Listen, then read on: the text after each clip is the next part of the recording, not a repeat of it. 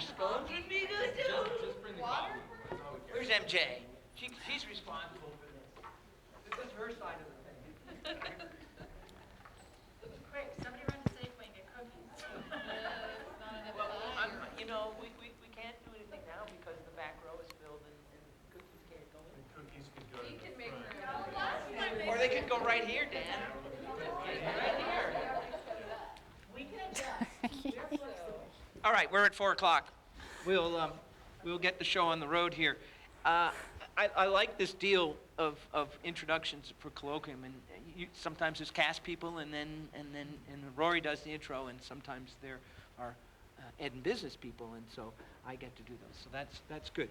I think most of you know Teresa Farrell, and she's been on campus since 2002 and 12.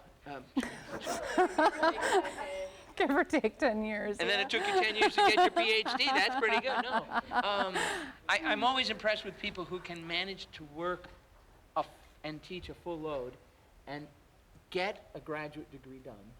It's not an easy task, and Teresa pulled that off, and that's to be commended. She teaches educational technology to undergraduates and graduate students. And I think that sort of leads itself into the topic of the day. I don't know whether you all got the message, but I think Teresa said something about bringing laptops or notebooks if you have them. Smartphones may or may not work. I brought an iPad. Rhonda's the only one here with a notebook, so we can all gather around Rhonda. Oh, Luca's got one. Sorry. You're the lone guy on this side. I'm just taking up time here. So she says, and what's critical for ed and business is that we have accreditation cycles. Ed, most importantly, their accreditation requirements are much more exacting, I think. But technology use and integration will be even more important in the next accreditation cycle. So what Teresa is teaching her students and what she's going to present here is beneficial to all of us, I think. So without that, without anything else here, I think we're good to go. Thank you.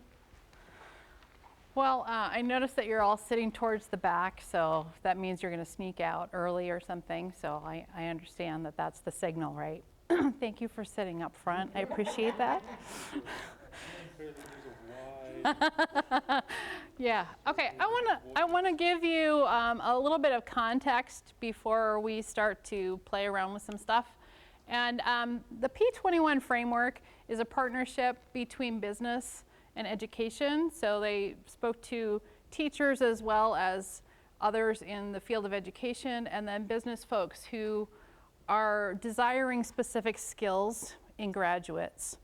And they developed this P21 framework, and the ideal student will come out of school looking like this. And they have some different descriptors, which you can really read very well from the back. But one of the things that I really want to focus on is these 21st century skills, is what they call them. And those skills deal with the use of technology as well as collaborative skills, the ability to communicate effectively, so teamwork, things like that. These are some of the basic skills that businesses are looking for in folks that are going to be working there. I am held accountable to different standards. The ISTE standards are technology standards that are national standards, and then also the INTAS standards, which are professional standards for our teacher candidates. And so I work with two sets of standards when I design my technology classes. And I have to teach my students the NETS S standards, which are the National Education Technology Standards for students, because those are the standards that they will be using in their classrooms with their students. But I also have to teach them other standards. So I want to start with this first set of standards, focusing on PK-12 students. So creativity and innovation is something that we need to focus on. Communication and collaboration, research and information fluency, critical thinking, problem solving, decision making, digital citizenship. and then technology operations and concepts. So quite a wide variety of standards we have that we're working with when implementing technology and integrating it into the PK-12 classroom. The NETS T standards are the standards that I hold my students accountable for. So it's what they're able to do with technology. They have to be both fluent in the use of technology as well as able to integrate that into their own teaching. So I'm looking at different skills and seeing if I can assess them according to these various skills, their own fluency, their own practice, as well as their ability to integrate. Then the INTAS standards, they get smaller and smaller, as you can tell, okay, is another set of standards, and these are all technology-based standards. So a lot of stuff that I have to look at and design everything according to these. So what you know as outcomes, we know as standards. I want to focus on communication and collaboration. This is an ISTE standard for students, and I think it's extremely important, and it also gets me very excited about using technology to communicate and collaborate. And I think the things that I'm going to talk about today certainly can be implemented in any subject area. So students use digital media and environments to communicate and work collaboratively, including at a distance. And that's something that I really want to instill within my students. I would love for them, because they're in a cohort, I would love for them, once they get their teaching position, to be able to collaborate with folks in that cohort across classrooms, across school districts, states, maybe across the world. I think that would be exciting. So this is something that's near and dear to my heart. So there are some tools that we use for communication, ones that I use primarily in my classes. They're multimedia in nature, so they are visual, audio, as well as textual. And some of these tools are GLOGs. Anybody hear of GLOGs? Nathan's like, yeah, I've heard of GLOGs, okay. GLOGs are something unique. It's only on Glogster that you find GLOGs, but they're graphic in nature. Infographics as well as visual instructions. So those are three things that I want to highlight today. Tools to collaborate. So these promote teamwork as well as divergent thinking and discussion. And the tools that are very commonly used are Google tools as well as Wiki Spaces. So these are the things that we're going to be focusing on today. Visual instructions, and I want to talk about Steps Recorder, and I'm going to see if it actually works on this computer. It was fun because I was talking with Rhonda before I came over here, and I was telling her, hey, I was using this technology that I wanted to show everybody today, and it's not working on my computer. So I'm going to go over to Ackerman and see if it's working on that computer. And I showed up here, and they were having all sorts of technology issues when I walked in the room. So I went, okay, well, I guess we'll find out if it works here. If not, that's all right. I'll show you where to find it, and maybe it'll work, maybe it won't work. We're going to look at infographics using Pictochart, and then collaboration through Wiki Spaces. So these are the tools that I would like to go through today and let you play with. Okay? Are you good with that? Yep, okay, thank you. You're still awake, that's good. Okay, so Steps Recorder, if you have your laptop with you, or a device of some sort that has some tools on it, you might find something like this, but it's basically a Windows platform program. I'm not sure what they have in Mac. I'm sure they have something similar to it. But if you go to your Start menu and you type in something like Steps Recorder, and then you'll see something either called Steps Recorder or Record Steps to Reproduce a Problem. And you'll have this little thing that pops up here. Okay? So depending on the version that you're working with, in Windows 10, it's called Steps Recorder. So it just depends on the version that you're working with. Is it a macro? This, yeah, it's an interesting tool because what I do, I'm teaching technology, and so I use screenshots. Do you all know what a screenshot is? Okay, yeah, print screen, okay, captures whatever's on your screen. Then you have to paste it into Paint and do whatever you need to do, right? Doctor it up, okay? I do visual instructions all the time for my students. I'll either do a video or I'll do actual visual instructions so that they can follow those step by step. Because when I teach technology, there's never enough time in class to really get everybody up to speed. So I produce these for them, and it takes a long time. So I found Steps Recorder, which was actually designed for people to be able to show a technician what's wrong. You know when you call up for help to IT and you say, this isn't working right and I don't know what to do, okay, and they're like, well, what do you see on your screen? Okay, so this is actually designed for that. But I discovered, hey, I can manipulate it and I can do what I need to do to teach instructions to my students. And so what you do is you pull this puppy up on your screen and then you click Start Record. And then whatever you happen to do on your screen, it's recording all of the steps that you're taking. Okay? And it's interesting because you get done recording and you hit Stop Record. And then this one goes to zip file, and so I have to name it something. Normally it'll pop it right up on my screen for me. So I'm not sure what this one's doing. It appears to be nowhere. That's good.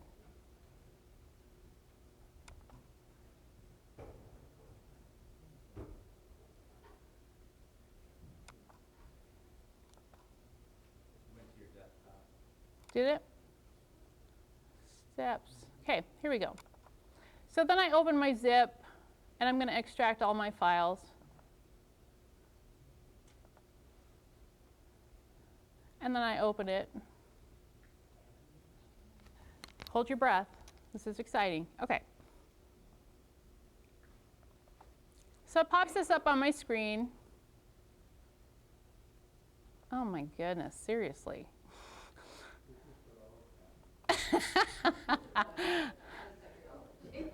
This is what I love. Okay, here we go. So look, ta-da! Ta-da! Screenshots, okay? Yeah, okay. So, yeah, way, okay. So whatever you do, it records screenshots of everything. Why have I not heard about I know! It's amazing, yeah. I remember using a tool like this, and I remember there was some complication if I did something really long. Was there a setting you had to change to do something? I guess I haven't done anything that long yet, so. I think I did the last one that I went through. There were probably, I'm guessing around 15, probably 15 images that I had on the last one that I went through. Yeah, John? So I saw you were recording this. Are you going to go back and do audio over or so type anything into it? What I would do with this, because I'm just creating it as a document, a standalone document, then I just go back and I have to copy paste it into Word, and then I can just go and write what I really want them to know about each step. Paste it into Word, it comes in as pictures or Yeah, and it'll have all the text that's on there so too, then you and then I just slide modify over it. the side and you tell them what's going on. Yep, I just modify it, okay? But I just went, oh my goodness, that's so much faster than going print screen, pull it into Paint, modify it, save it, bring it into a document. Okay. And it also gives you the click if I click. It does, okay? Oh, yeah, it does tell you exactly what you did. Yeah, so pretty cool, yeah. It's a document. So do you It- prefer it's this as actually an- opposed to like a video where you're showing screenshots and doing a voiceover? It really depends on the student that I'm working with. And in fact, I have a deaf student. And so an audio recording would be no good for my deaf student. So it has to be visual, it has to be textual. So really depending on what you're using it for. Sometimes I'll create a video. Sometimes I'll create something like this. It just depends on my purpose behind it, okay? Some people don't have access to be able to play a video as readily as just opening a document. That's another consideration. So what do they have access to on their end? Okay, but I thought this was really cool. I went, oh, yeah. It's like saves me tons of time. So that's step recorder. And then, you know, if you have a technology issue, you can certainly do that and send it to the tech guy, and he'll say, I see exactly what's going on. This is amazing. Okay. So if you have a device with you, I want you to go to pictochart.com, and we're going to play around with infographics. This was actually a program that a student of mine a year ago, I think, she brought it to my attention, and I went, oh, that's very cool. And we started using this in class. I believe you do have to sign up, costs no money, and it's very easy to use. So I'm just waiting a sec for you guys to get in here, those of you who want to be in here.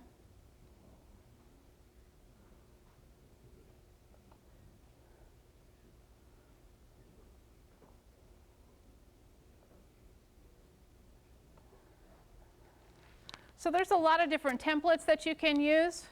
I'm the kind of person, I like to start kind of with a blank slate. I really hate having to change everything that somebody else has done. And I like creating my own. But a lot of students like starting with somebody else's template. So there's a lot of free templates on here. But I always default and go over here to create your own infographic. And then I just click on create.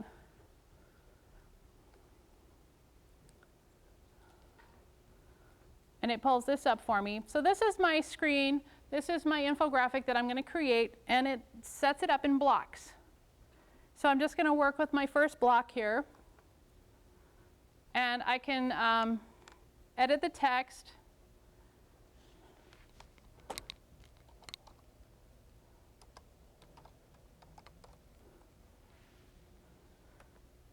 So I can do whatever I want with the text. And then with the background, so I'm in that block. And if I click on background, they have all these different crazy background choices. Or I can just go to color and choose whatever color that I want. So it colors that block for me. And then I can go to my next block.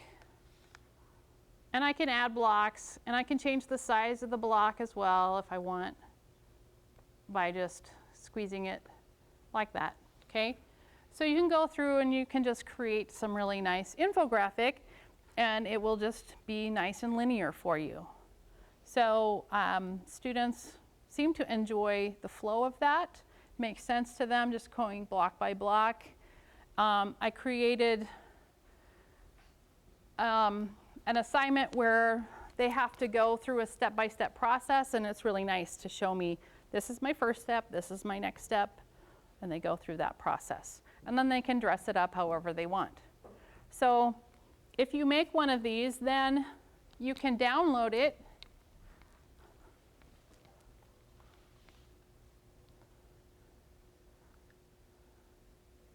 So if you go to the little file, you can go to download as image. And so you can do it as a paint file or as a JPEG file. Now, because this is a free program, it's going to give me the logo for the company at the bottom. If you don't want the watermark on it, then you get to pay money. I'm cheap, I don't care. I'm more than happy to give them advertising. That's fine with me. But it'll put it in your downloads as an untitled infographic, and then you can just pull it up as an image. Simple, super simple, really easy to teach, and has all sorts of different things that you can do with it. You can add files to it, you can add images, so you can import things into it, you can put links on it. So I enjoy using it. Any questions about Pictochart? Teresa, how is this different, say, from doing a PowerPoint? Well, Is it more graphical If you want it just on one page, yeah. Okay. So that's what it's meant for, like it being a poster. So it's just meant, it's not meant for, you can do a series of pictures, but this just creates one image, and you can complicate it as you wish. Yeah. So you can use it as an electronic, or you can print it out. Yeah.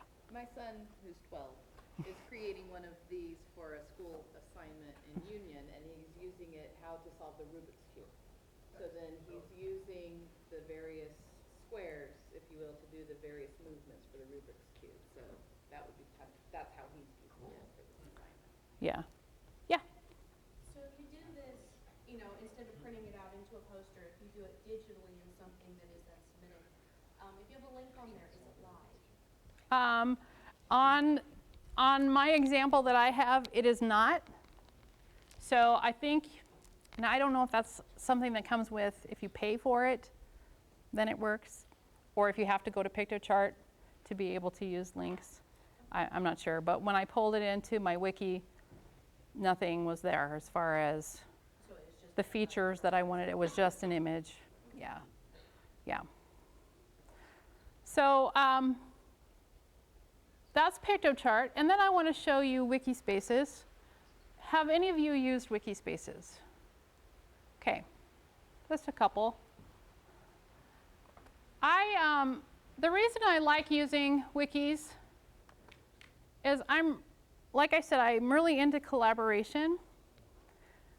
And there are lots of programs that you can use that students can kind of collaborate on, but maybe not as effectively as other programs. The thing about Wiki Spaces that I like is I can have several students working on the wiki at the same time. They can be on different pages, so setting up different pages. And so I want to do this today with you. So those of you who brought something with you, a device, this is my join link up on the whiteboard. So if you type that in, you should be able to get to my wiki. If you get in, you're probably going to have to set up a Wiki Spaces account. Again, it's free, just saying, okay? But if you get in, you can edit anything that's on here. So please don't go and edit my pages that I've already created. And it'll show up? It'll show up. If I refresh it, it'll show up and it'll tell me who did what, okay? So you can't remain anonymous. It's going to tell me who the members are and who did what, okay? So just be aware of that, which is nice as an instructor, right? Because I can see who did what, and that's very helpful. But I wanted to show you on here, I do have a couple of examples of Pictocharts, completed ones. So you can bring it in and embed it. So this is family tree, assignment. And then this is a visual syllabus. So just a little different from the normal syllabus layout. And I actually did this one. Pictochart has like a cube. So they do have something with animation to it, but you have to view it on Pictochart, but it'll just kind of rotate. So they're only seeing one side of the cube at a time. So each of those blocks is going to be visible one at a time. So it's just something different that you can do. Okay, anybody successful at getting into my wiki yet? Asked you for a password? Okay, well, Rhonda's in? I'm going to see. Oh, look at that. Okay, I've got some folks that are joining. Okay, so once you're in there, I want you to set up a page for yourself. And if these tools aren't available to you, if you don't see them up here on the upper left, you need to click on this little button at the top. Okay? And so if you're there, I want you to click on the plus sign that's next to pages and files in order to create a page. Okay, you have to give it a name, so you can be creative, or you can just put your name on it, claim it as your own.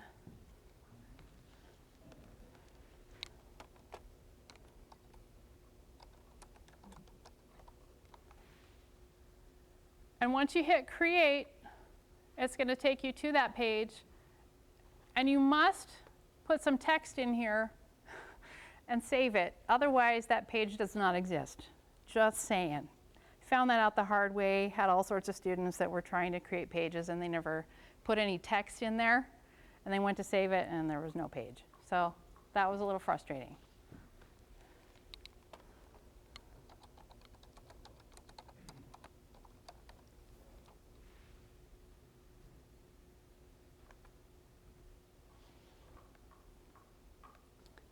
Now, you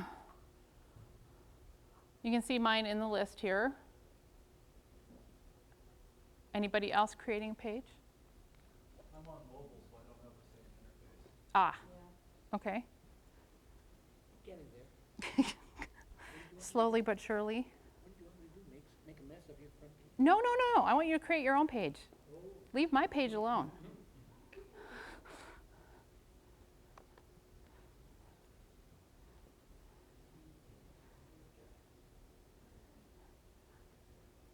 The anticipation's killing me. It's just.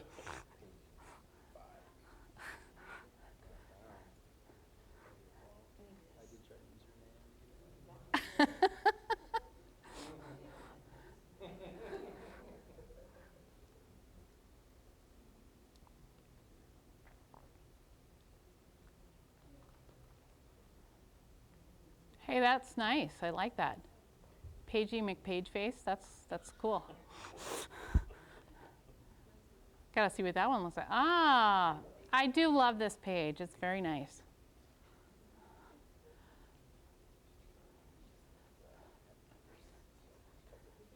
Any other takers? Okay. No.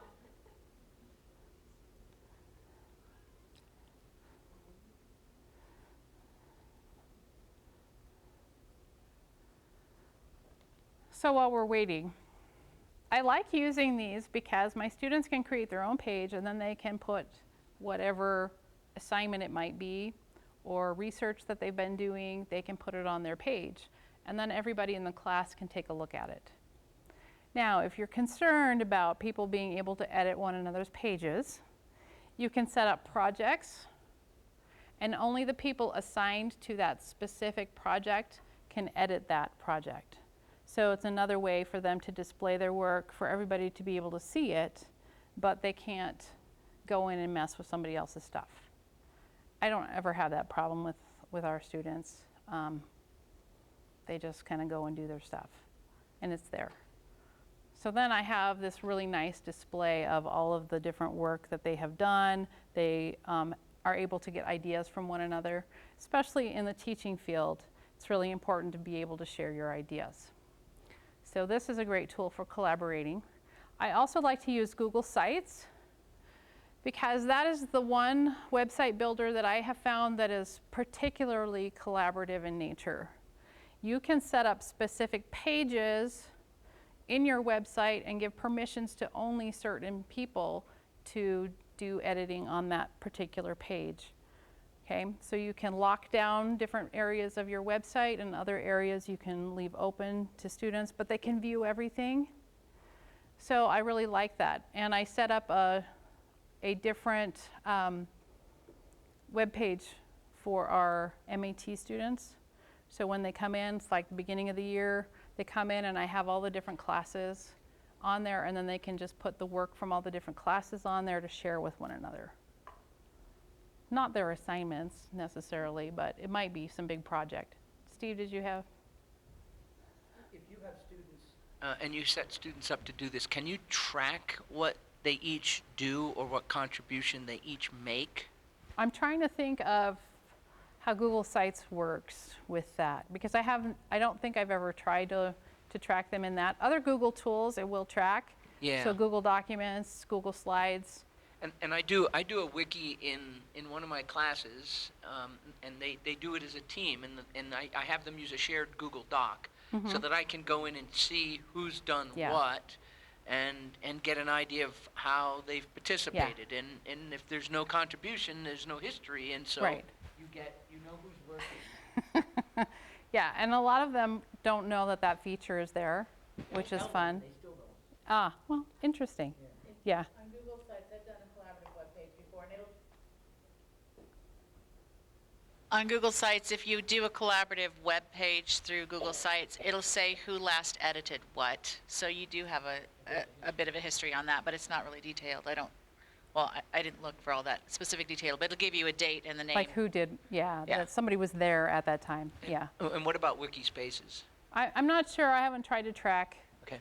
students on that, Right. so I'm not sure what the output is on that.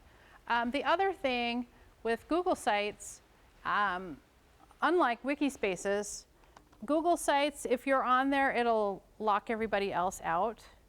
So it'll say so-and-so has locked this, and then you can break the lock. Oh my goodness. Yeah, that was total chaos, okay, because people were going and breaking the lock, and oh, it was just a fiasco. So just be aware of that if you're using that, yeah. I have a message to tell you to open the Awesome Sauce page. Awesome sauce, okay.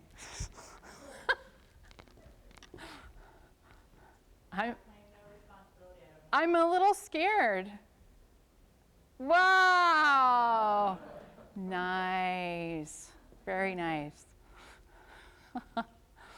Okay, so you can see, if you want to put an image on here, you can just embed that image. So if you did create a Pictochart that you would like to share on your page, you can do that. Just plug it in there and we'll see what wonderful creative things that you came up with. Okay, there's a couple of other pieces that I have on here. So Glogster I mentioned to you. And I'll show you what a glog looks like, hopefully.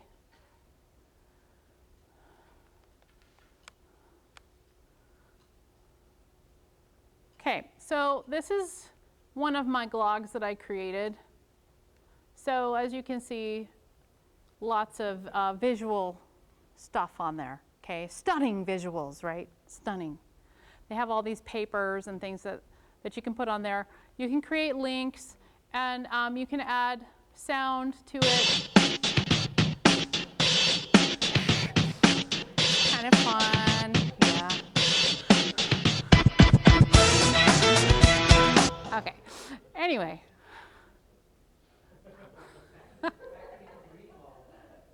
Huh?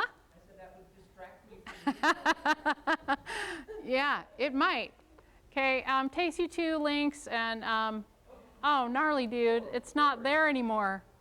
Yeah, this is like ancient. I don't remember when I created this. It's very old. Long, long, long ago. So I used to be really excited about Glogster as an educator because it's Glogster EDU. I could set up a classroom and I could have my students come in and they could create their own glogs, which were really cool. And then they could see one another's glogs and all of that. And it was very affordable. And then Glogster decided that they want to make more money, I guess. So they've upped the price. So now it's $95 a year. Oh. It used to be $39 for 3 years.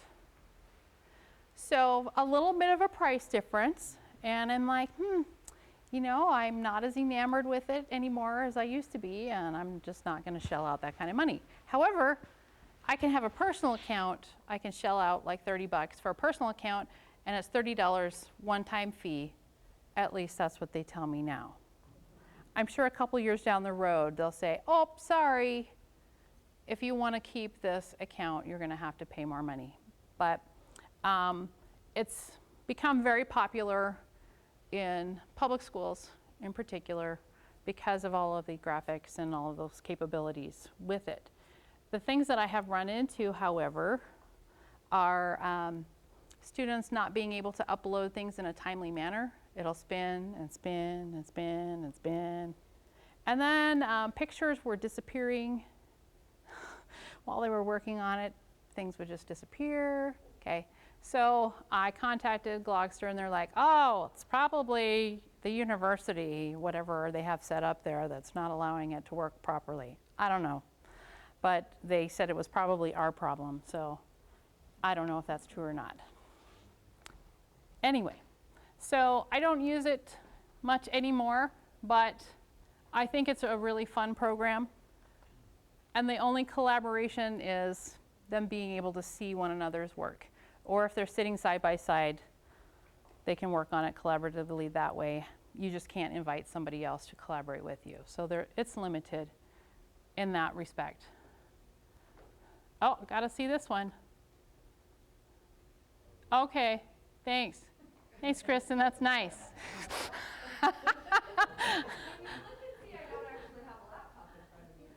Yeah.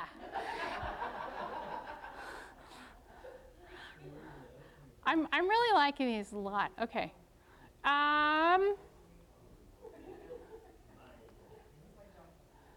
Okay, Murally. I used this very briefly. I think it was like I had a free account for so long and then I wasn't really using it, so I haven't done more with it. But it is more of a collaborative space, and it's really meant in particular for people that are in like marketing or manufacturing for that design process so that they can kind of slap their ideas together. And so you can actually have a collaborative environment. All these different people can be in the room, and then they can all contribute to this mural. Okay, so I haven't played with it a whole lot. I wanted my daughters to jump on there with me, and I set up their account for them to be in the room, and then they never contributed. So, like, thanks, girls. They probably love it that their mom teaches technology, because I'm always saying, okay, I want to check this out. I want to see if this works. And I get them all set up, and they don't nearly get as excited as I do. So, but I thought this was fun, and this is a tribute to my dog, so there you go. So, I do have Step Recorder on here as well. And this one is just an example of doing the Murally page.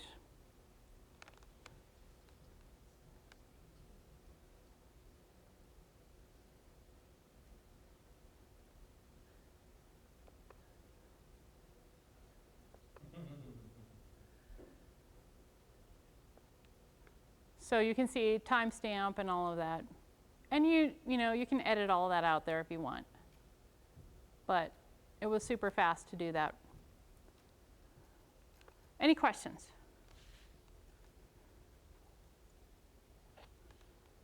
Yes?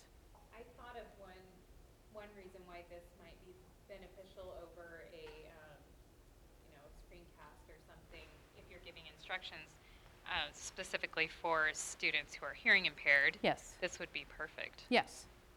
Yeah, if you just want to rely on the visual, and the file size is much smaller than a video, and if they don't have capability to play a video, okay, so there's all those different considerations.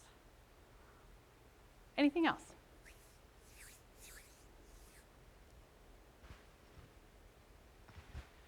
Can you give a specific example of how you would use one of the collaborative, like your wiki pages? You said you have your students create pages and then they can share what they've done. Mm-hmm. But what's a specific example of what you've had them do that you want them sharing with the whole class, or that you want them collaborating on for a whole class? Okay, experience? good question. So one of the projects that we do as a collaborative project, I have them working with Google Tools, and I can change the topic. So for instance, I did assistive technologies. So each group had to explore a specific assistive technology, and they had to do a report on that. I've also had them look at different educational technologies that they might use in their own classroom, and they would do some type of a report on that. They would have to do a spreadsheet to show how much it would cost, so all the different pieces that they would have to order. So a cost breakdown, they would do a slideshow giving some information about that particular technology, their opinion of that technology, so different things like that. Then they would put it on that wiki, and then everyone could see the ideas that they were sharing, and then we could have a discussion about that. So it could either be a posted discussion on Canvas, or it could be a live discussion in class. So it's something that they could look at outside of class, and then we could discuss it in class. So that's that's one way that I like to use it. But because I'm doing it that way, they have to put a jobs chart on there as well and tells me who did what. So I can see who embedded things onto the wiki, who created the wiki and had to invite everybody else to be members of it, who created the document in Google and invited everybody to the document. I can see who was involved in that document. I can see who created the slideshow and all the people that contributed to the slideshow. And so I'm actually measuring various experiences for various students. And that helps me see how involved they are and what experiences they're having. Because I have to document everything, as you well know. Check, check, check. So I try to kill as many birds with one stone as I can. No offense to those of you who are ornithologists. Okay. Anything else?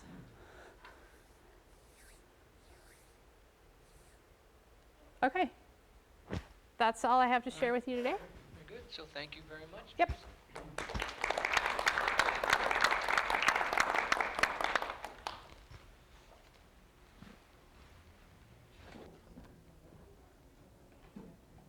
While we were all enthralled with Gloucester and Maya and Wiki Spaces, snacks arrived. So help yourself way out there. Can you tell me what you were just saying about the job chart?